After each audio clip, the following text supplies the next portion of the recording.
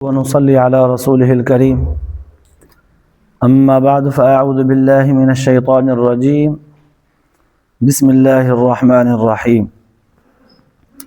قال الله تبارك وتعالى في كلامه المجيد والفرقان الحميد ألا إن أولياء الله لا خوف عليهم ولا هم يحزنون صدق الله العلي العظيم درود الشريف پڑھو اللهم صل على سيدنا وسندنا وحبيبنا ومولانا محمد النبي الأمي وعلى آله وبارك وسلم عليه بعدد كل معلوم لك دائما أبدا اللہ تبارک و تعالی قرآن پاک جے ان آیت جے اندر انہن پانجے پیارن بانہن جو بیان فرمایو آ جن ڈے پانجی نسبت اللہ تبارک و تعالی کیا فرمائیں الا ان اولیاء اللہ خبردار اللہ جا جے کے دوست آہن لا خوف علیہم ولا هم يحزنون انہن تے کہیں بھی قسم جو خوف ऐं غم تاری نہ थींदो आहे हिकिड़ा माण्हू अल्लाह तबारक व ताला खे दोस्त बनाइनि था पर अल्लाह ताला फरमाए थो मां जंहिंखे दोस्त चवंदो आहियां ॿई पासा सोन आहे जंहिं माण्हू अल्लाह तबारक व ताला जे ज़ात खे पंहिंजो दोस्त बनायो पंहिंजे मुहबत जो मर्कज़ बनायो उन्हनि माण्हुनि जो रंग बि निरालो हूंदो आहे त जिन खे वरी अल्लाह तबारक व ताला पंहिंजो महबूब बनाईंदो आहे उन्हनि जो रंग बि दुनिया में निरालो हूंदो आहे ॻाल्हि ॿई पासा सची आहे ॿई पासा क़ीमती आहे पोइ जिन अल्लाह तबारक व ताला जे ज़ात सां लव लॻाई आहे दिलि ताल्लुक़ ॻंढियो आहे उन्हनि जूं ॻाल्हियूं ॿुधण सां यकीनन अल्लाह तबारक व ताला जे ज़ात जे तरफ़ मुहबत जो धाॻो कुझु वधीक सुरंदो आहे कुझु वधीक मज़बूती थींदी आहे तॾहिं त पुराणे ज़माने में हिकिड़ी औरत हुई पैदल हज ते माण्हू वेंदा हुआ पोइ महीनो ॿ छह महीना बि लॻी वेंदा हुआ हिकिड़ी औरत संभरी पई पर सामान सफ़र जो कुझु बि न हुजेसि कुझु बि न काफ़िलो जॾहिं हाजनि जो रवानो थियो त हीअ बि उन्हनि सां गॾिजी पई माण्हुनि पुछियसि त जीजा किॾे चई हज ते थी हलां चई पोइ हथ में कुझु कोन हुई का गठड़ी को सामान को ॻंढि थेली चई त ॾियो त ख़बर आहे कहिड़ियूं ॿारहणियूं ॻाल्हियूं शुरू कयूं आहिनि तव्हां त हैरान थी करे हिन ॾे ॾिसनि पिया चई पुछूं था सामान जो त तूं थी चई त ॿारहणियूं ॻाल्हियूं शुरू कयूं अथव कहिड़ी ॿारहणी ॻाल्हि कई आहे हेॾो वॾो सफ़र आहे ज़िंदगी तोखे महीनो ॿ महीना 6 महीना हले केतिरो वक़्तु ज़िंदगीअ जो हिन सफ़र में लॻंदो उनजो सामान त तोखे खपे न अथई कुझु कोन आहे हेॾो सफ़र तय करण लाइ संभरी आहे चवणु लॻी त ॿुधायो त जेकॾहिं न कोई दावत ॾींदो आहे दावत त पोइ छा महिमान जेके हुन दावत ते मेज़बान जे घर ईंदा आहिनि पोइ उहे पंहिंजे घरां खाधो खई वेंदा आहिनि छा हर को हथे ख़ाली ईंदो आहे न मेज़बान जे घर अची करे उनजे घरां खाई पी वेंदो आहे पोइ असांखे दावत ॾिनी अथई असां हथे ख़ाली हलंदासीं उते हली खाईंदासीं इन औरत जो जवाबु ॿुधी करे काफ़िले वारा हैरान बि थिया चयूंसि ठीकु आहे हलिया इहो सफ़र पई गुज़रियो हलंदो रहियो बुज़ुर्गनि लिखियो आहे त जिथे बि राति थींदी हुई या जिथे काफ़िले वारा रुकजंदा हुआ सभु खाईंदा काफ़िले वारनि सां गॾिजी इहा औरत बि वेही खाईंदी पर इहो अंदाज़ो न थियो कंहिंखे त इन सफ़र में इहा औरत कंहिंजे भरिसां हुई ऐं कंहिंजे हिसे मां खाधो हुई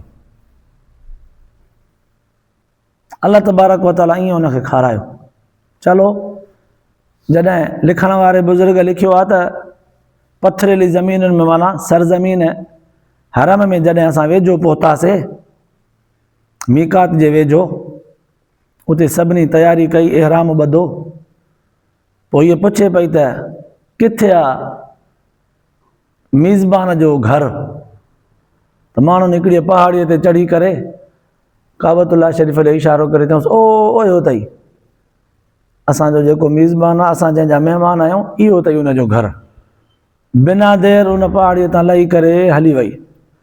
काबतुल्लाह शरीफ़ जे पत्थर ते हीअं हथु रखी, हीअं ॻल रखी, हथु रखी, चवणु लॻी त अच्छा हीअ आहे उनजो घर। मुस्कुराईंदी रही, वरी वरी इहो लफ़्ज़ चवंदी रही, अलाए त केतिरा भेरा मोहबत में चयईं त हीअ आहे उनजो घर, अच्छा हीअ आहे उनजो घर। ईअं चवंदी रही, अलाए केतिरा दफ़ा चयईं। ईअं चवंदे चवंदे ख़ामोश थी वई। काफ़िले वारनि ॾिठो त हाणे तवाफ़ कंदासीं, हिनखे बि उथारियऊं, वेझो अचनि त साह ई कोन हुअसि। इहा हुई मुहबत उन्हनि जी। अलाह ताला इन्हनि माननि जे बारे में फरमायो आहे, अला इन औलिया अल्लाह, इहे मां रब जा दोस्त अथव, मुंहिंजा पिरी आहिनि प्यारा। केतिरनि बुज़ुर्गनि लिखियो आहे त हिंदुस्तान जे अंदरि हिकिड़ो आलिम हो, मौलाना मोहम्मद इदरीस कांदलवी रहमतुल्लाह अलैह, ज़बरदस्त जयद आलिम हो। उन वक़्तु भला भला वॾा वॾा शेखुल हदीस फ़क़ीह आलिम बि उन जे आॾो फ़र्श ते हेठि वेहंदा, ऐं हज़रत जी आदत हूंदी पाण बि हीअं जीअं असां फ़र्श ते वेठा आहियूं, ईअं फ़र्श ते वेही करे ज़िक्र फ़िक्र मजलिस उते क़ाइमु कंदा। पर चूंकि वक़्तु आहिस्ते आहिस्ते मटिजी वियो, कुर्सी सोफ़ा सेट कालीन इहे सभु अची विया। घर वारनि हिकिड़े दफ़े चयुसि त साईं भला हाणे वक़्तु मटिजी वियो आहे, कुझु तव्हांजे लाइ कुर्सी रखूं, कुझु माण्हुनि जे लाइ का चादर वादर विछायूं हेठां कालीन वालीन वग़ैरह। त नसीहत जा हिकिड़ा अहिड़ा लफ़्ज़ चयईं त न न मूंखे इहे फ़र्श ते ज़मीन ते विहणु पसंदि आहे, ज़मीन ते विहणु पसंदि आहे। घर वारनि चयोसि त ठीकु आहे, तव्हांखे ज़मीन ते विहणु पसंदि आहे, पर ॿिया वॾा वॾा बुज़ुर्ग था अचनि, वॾा वॾा अहलुल्लाह था अचनि, वॾा आलिम, वॾा शेखुल हदीस फ़क़ीह, क़ुरान जा कारी, वॾा नेक माण्हू पंहिंजे जॻह ते नामवर माण्हू अचनि था, उन्हनि जो त लिहाज़ रखो। उन्हनि जे करे ई भला कालीन विछायो, तव्हां भले हेठि वियो। त बुज़ुर्ग सेखारण वारनि जे लाइ अहिड़ा लफ़्ज़ चया। बुज़ुर्ग चयो त अच्छा मां उन्हनि जो लिहाज़ रखां, उन्हनि मुंहिंजो कहिड़ो लिहाज़ रखियो आहे। घर वारनि पुछियो त भला तव्हांजो लिहाज़ कीअं रखनि, जे हेतिरी ज़िंदगी उन्हनि खे दर्स तदरीस सबक़, उन्हनि खे वज़ाइफ़ ॾसिया अथमि, उन्हनि खे लताइफ़ ऐं उन्हनि खे फ़िक्र अफ़कार ॾसिया अथमि, उन्हनि जी ज़िंदगी बनाइण जे लाइ हेॾी हुन सां महिनत कई अथमि, मुंहिंजे करे हुननि पाण खे केतिरो सुधारियो संवारियो आहे जो मां उन्हनि जो फ़िक्र कयां। इहो लफ़्ज़ हुयो उन्हनि उलमाए किराम, उन्हनि बुज़ुर्गनि, उन्हनि सालियनि, उन्हनि नेकनि, उन्हनि ज़िक्र करण वारनि बाननि जे लाइ सबक़ त तव्हां माना गाफ़िल आहियो।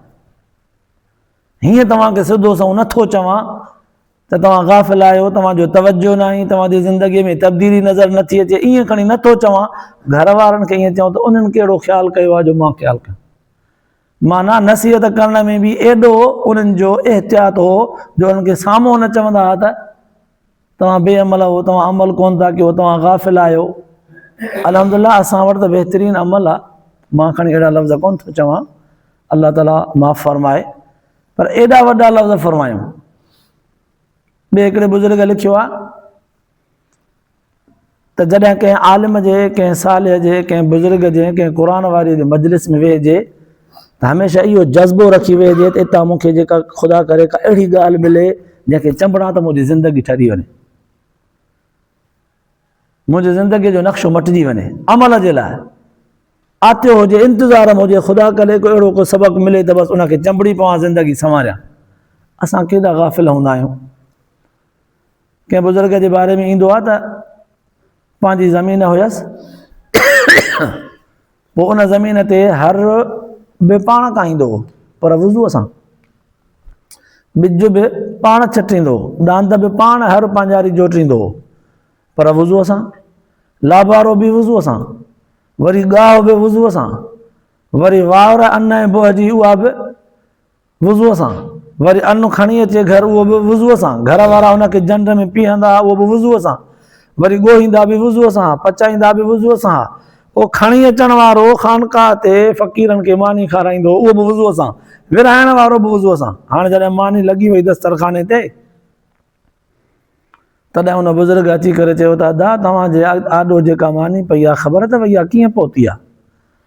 इन्हनि अलाह वारनि जे सेखारण जो अंदाज़ ॾिसो। चयूं त अदा मानी जेका तव्हांजे आॾो दस्तरखाने ते पई आहे ख़बर अथव इहा कीअं आई आहे? चई इहो अन्न पोखियो वियो त बि वज़ूअ सां, पाणी ॾिनो वियो हिनखे त बि वज़ूअ सां, लाबारो कयो वियो त बि वज़ूअ सां, गाहु उगायो वियो त बि वज़ूअ सां, वावर कई वई त बि वज़ूअ सां, अन्न ऐं बि धार कयो वियो त बि वज़ूअ सां, अन्न खणी घर पहुचायो वियो जंड ते त बि वज़ूअ सां, पीसियो वियो त बि वज़ूअ सां, ॻोहियो वियो त बि वज़ूअ सां, पचायो वियो त बि वज़ूअ सां, खणी अचे हिते रखियो वियो त बि वज़ूअ सां। काश जेकर तव्हां खाओ आहे हिनखे बि वज़ूअ सां। केॾो वॾो सबक़ु आहे थोड़नि लफ़्ज़नि में, काश तव्हां खाओ आहे हिनखे वज़ूअ सां। माना हमेशह हर वक़्तु जेको पाण खे पाक रखे थो, बावज़ू रखे थो, उनजे ज़िंदगीअ जे अमालनि में जेको नूरानियत वारो नूर ज़ाहिर थींदो आहे उहो वॾो निरालो आहे। त जेका रिज़्क़ ऐं रोज़ी पाकाई रोज़ीअ वज़ूअ जे हालत में तयारु थी थिए ऐं उनखे खाइबो बि वज़ूअ जे हालत में, त उनजा अनवारात अंदर मां पैदा थींदा या कोन थींदा? इताअत ऐं ताबेदारी थींदी या कोन थींदी? नसीहत जो केॾो ज़बरदस्त अंदाज़ हो। ईअं बुज़ुर्गनि लिखियो आहे त अल्लाह तबारक व तआला जो इन्हनि बाननि सां ॾाढो चाव आहे। तॾहिं त अल्लाह ताला क़ुर पाक में काफ़ी जॻहियुनि ते चयो आहे अल्लाहु वलियुल्लज़ीना आमनू युख़रिजुहुम मिनज़्ज़ुलुमाति इलन-नूर वल्लाहु वलियुल मोमिनीन। अल्लाह ताला अहिड़ा लफ़्ज़ चया आहिनि त मोमिननि जो अल्लाह वली वारिस आहे। वरी किथे चई त इहे मुंहिंजा दोस्त आहिनि, किथे चई मां इन्हनि जो दोस्त आहियां। अहिड़ो तालुक़ बयानु कयो अथई मोमिननि ऐं सालिहनि बाननि सां जो उन्हनि जो मिसाल दुनिया में मौजूदु न आहे। बुज़ुर्गनि लिखियो आहे त मौलाना मुहिबुद्दीन, इहो मौलाना मोहम्मद इदरीस कांदलवी रहमतुल्लाह अलैह जे ख़लीफ़नि मां हिकिड़ो ख़लीफ़ो हो, पर अहिड़ो त फ़क़ीर माण्हू हो, हर साल हज ते वेंदो। पैदल जो वेंदा त पोइ पंहिंजे जान गोॾनि जिस्म ते हिमत भरवसो जो हुयुसि अल्लाह ताला जे ज़ात ते, त पंधु निकिरी पवंदो, हर साल हज ते वेंदो। हिकिड़े दफ़े काफ़िले वारनि चयोसि त मुहिब भला हलूं न? चई यार हेल मां कोन हलंदुसि। ऐं छो? गोॾा कमु नथा कनि, गोॾनि में सूरु आहे। अच्छा यार तूं सदाईं हलंदो आहे काफ़िले में असां सां गॾु, असांजो सफ़र बहितरीनु गुज़रंदो आहे, तूं न हलंदे पोइ कीअं थींदो? जे हिक ॿिए खे काफ़िले वारा दोस्त चवंदा आहिनि। चयऊंसि, चई न गोॾनि में दम न आहे। चए पोइ सवारी ॿुहारी आहे, सवारीअ जो बि दम कोन्हे, ग़रीब आहियां सवारी कोन करे सघंदुसि, किरायो भरिणो पवंदो सवारीअ जो, कंहिंखां उठ या कंहिंखां खचर या ॾाची वठणी पवंदी, घोड़ो गॾु एतिरो दम न आहे, गोॾनि में बि दम कोन्हे। संगत चयोसि भला दा ठीकु आहे, तुंहिंजो हुज़ूर इहो वॾो आहे, क़बूल आहे। राति थी काफ़िले वारा सुबुह जो तयारु थियणा हुया, राति थी त हिनखे हुज़ूर सलातो सलाम जन जी ज़ियारत थी। हुज़ूर सलातो सलाम फरमाइस मुहिब कोन थो अची असांजे ज़ियारत ते? साईं गोॾनि में हाल कोन्हे। पोइ सवारीअ जो इंतज़ाम कयो त अचां? हुजतम। साईं पोइ सवारीअ जो इंतज़ाम कयो त पोइ अचां हाज़िर। हिन जो ख़्वाबु पूरो थियो। सुबुह थियो हिन जे दर ते हिकिड़ो अमर आयो, उठ सवारी खणी करे, चई हीअ तुंहिंजे हज जी सवारी आहे, इन ते वेह, मूंखे बि पंहिंजी सवारी आहे, वेह तो मां गॾिजी हलंदासीं। इतां अंदाज़ो लॻायो त उन माण्हूअ खे मोकिलण वारो बि त अल्लाह तबारक व तआला जी ज़ात ऐं कंहिं महबूब जे इशारे सां मोकिलियो आहे न। इहे वॾियूं राज़दानी जूं ॻाल्हियूं आहिनि त उन दौर में एतिरा माण्हू अहलुल्लाह हुया जो हिकिड़े खे ख़्वाबु पियो अचे त ॿियो बि अहलुल्लाह हुयो जेको अचे हुनखे ॿुधाए पियो। माना एॾी कसरत ईमाननि जी, जेके अल्लाह ताला जे तरफ़ सर्ब सुजूद हुया, जेके अल्लाह ऐं अल्लाह जे हबीब सां दिली शौक़ ऐं मोहबत तड़प रखी करे उन्हनि खे राज़ी रखण जी कोशिशि कंदा। असां वटि ॻोल्हिया नथा लभनि। इहो दलील आहे त उन दौर में जॻह जॻह ते हंधि हंधि पाड़े पाड़े में अहिड़ा अहिड़ा माण्हू हुया जिन खे ज़ियारतूं थींदियूं हुयूं, जेके पाबंद हुया दीन जे हकामनि जा। हंधि हंधि अहिड़ा माण्हू हुया जिन खे ज़ियारतूं थियूं थियनि। अफ़सोस असां गुनाहनि जे करे एतिरा पथर दिलि थी विया आहियूं, एतिरा सुस्त कायल थी विया आहियूं जो इन्हनि शयुनि वॾनि खां त महरूम आहियूं, दीन जे हकामनि जे अमल खां बि महरूम आहियूं। अल्लाह ताला शल तव्हां असांखे बि इहो मोहबत जो अमल जो जाम प्यारे। अल्लाह पाक शल तव्हां असांजे वेहण खे ॿुधण ॿुधाइण खे क़बूल मंज़ूर फरमाए, आख़िरत जे लाइ निजात जो ज़रियो बनाए। आख़िर दावाना अल्हम्दुलिल्लाहि रब्बिल आलमीन।